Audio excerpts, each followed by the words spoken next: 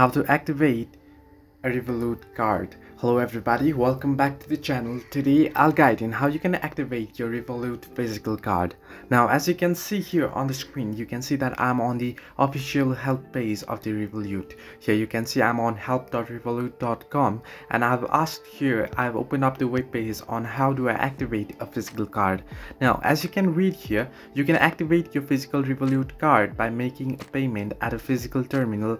That is, what you'll have to do is you'll have to insert your card into the physical terminal and provide the pin code that you have been provided. Now it can either be a sub terminal or an ATM. You can simply head into ATM or the sub terminal there, and you'll have to insert your card there, and there it'll ask you for pin, and what you'll have to do is you'll have to simply enter in your pin that you have been provided. Now in case you need to check card's pin, you can see just select the card here. So what you can do is you can head into this page, you can search for Revolut card activation, and you can head into the first link and you'll be here, and you can see select it. In case you need to check the card's pin, just select the card here, simply tap on that option, and then you want to head into settings and view the pin once you're logged into your card there. And however, you must verify your identity before you can activate your card.